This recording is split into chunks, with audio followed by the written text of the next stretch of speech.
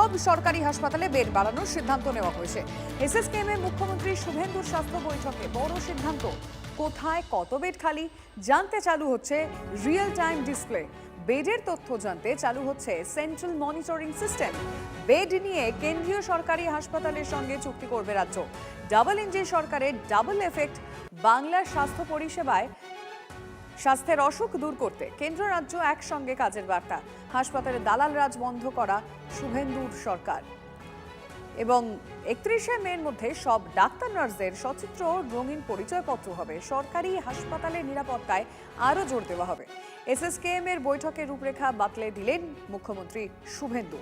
তিলোত্তমার প্রসঙ্গ টেনে সুরক্ষায় ফাঁক রাখতে নারাজ তিনি।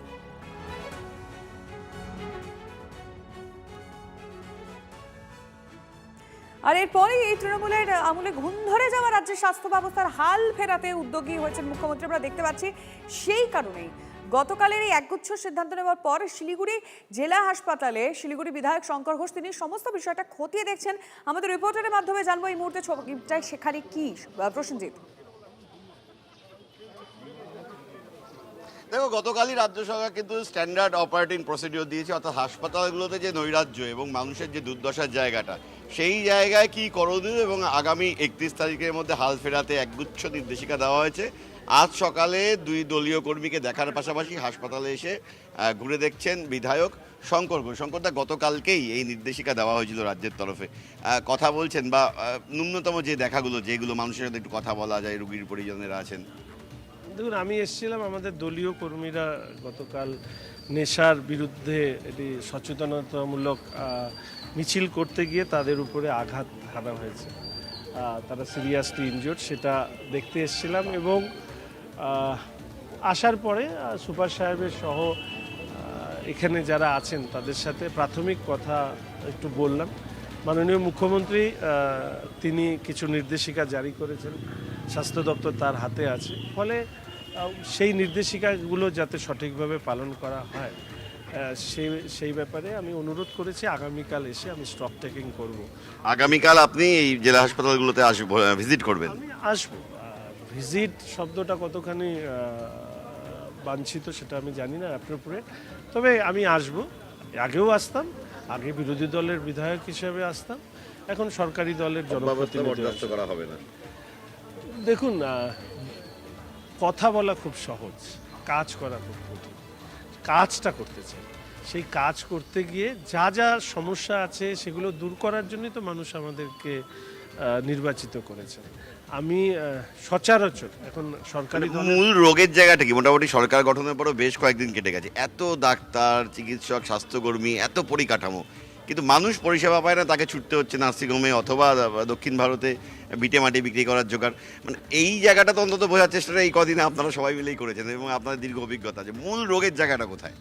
প্রথমত কর্মসংস্কৃতি ভেতরে প্রবেশ করা প্রয়োজন। যারা এই সিস্টেমের সাথে যুক্ত তাদের কাজ করবার সদিচ্ছার উপরে নির্ভর করবে সামগ্রিক সিস্টেমটি। সরকার এবং ব্যবস্থার সাথে যুক্ত আধিকারিক থেকে কর্মচারীরা তাদের সমন্বয়ের মধ্যে দিয়ে ব্যবস্থার উন্নতি ঘটানো হবে। যা যা দুর্বলতা সেগুলো সবাই আমরা জানি, সেই দুর্বলতা কাটানোর জন্য সরকার যে স্বাস্থ্য দপ্তর যে পলিসি নেবে সেগুলোকে মেনটেন করা হবে।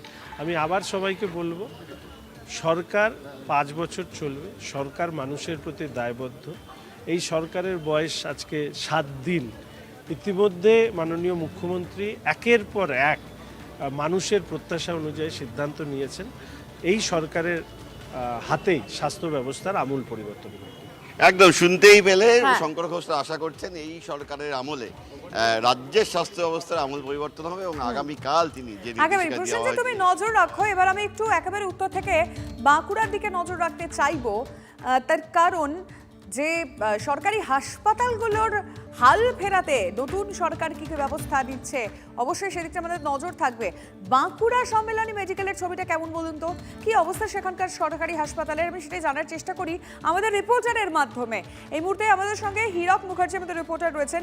হীরক, হাল ফেরাতে হবে, কোন কোন জায়গায় সমস্যা রয়েছে সেই বিষয়গুলোকে তুলে ধরে সেইগুলোর সমাধান করতে হবে। তুমি যে হাসপাতালে পৌঁছে গেছো সেখানকার কী অবস্থা? দেখো, আমি যে জায়গায় দাঁড়িয়ে রয়েছি তা হচ্ছে বাঁকুড়া সম্মিলনী মেডিকেল কলেজ হাসপাতাল। তুমি জানো যে বাঁকুড়া সম্মিলনী মেডিকেল কলেজ হাসপাতাল রাজ্যের যে হাসপাতালগুলি রয়েছে তার মধ্যে অন্যতম বড় হাসপাতাল হচ্ছে বাঁকুড়া সম্মিলনী মেডিকেল হাসপাতাল। এই মেডিকেল কলেজে শুধু বাঁকুড়া জেলা নয়, তার পাশাপাশি পুরুলিয়া, পশ্চিম মেদিনীপুর, ঝাড়গ্রাম, এমনকি পশ্চিম বর্ধমানের একটা অংশের মানুষ তারা চিকিৎসার প্রয়োজনে এই হাসপাতালে আসেন। পাশাপাশি ঝাড়খণ্ড রাজ্যেরও একটা বড় অংশের রুগী তারা কিন্তু এই হাসপাতালে আসেন। কিন্তু সেই হাসপাতালে গত কয়েক দশক ধরে যেটা সবচেয়ে বড় সমস্যা তা হলো বেডের ক্রাইসিস। বাঁকুড়া সম্মিলনী মেডিকেল কলেজ হাসপাতালে আমরা যেটা জানতে পারছি যে সরকারিভাবে অ্যালোটেড বেডের সংখ্যা প্রায় 1600-র কাছাকাছি, কিন্তু অ্যাক্টিং বেড অর্থাৎ যে বেডগুলি চালু রয়েছে সেই বেড রয়েছে 1440টি। কিন্তু এই হাসপাতালে এমন দিন নেই যেদিন কিন্তু 1700 থেকে 1800 রোগী ভর্তি থাকে না। স্বাভাবিকভাবে তুমি বুঝতে পারছো 1440 যেখানে বেড রয়েছে সেখানে 1700-র বেশি রোগী প্রতিদিন ভর্তি থাকে। স্বাভাবিকভাবে একেবারে গাইনি ওয়ার্ড থেকে শুরু করে মেল মেডিসিন, ফিমেল মেডিসিন, সেই ওয়ার্ডগুলিতে কিন্তু বেডে রোগী রাখা যায় না। অনেক সময় বেডের নিচে একেবারে করিডোরের মধ্যে সেখানে মেঝেতে রোগীদের শুয়ে থাকতে হয়।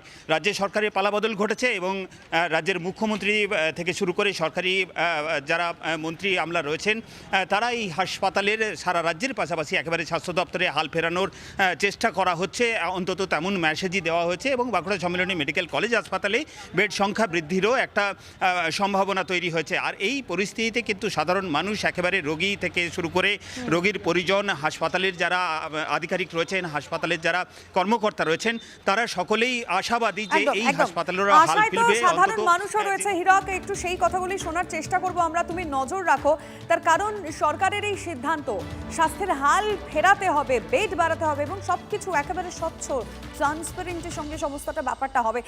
অবশ্যই সাধারণ মানুষ কিভাবে দেখছে বিষয়টি সেটা শুনবো আমরা।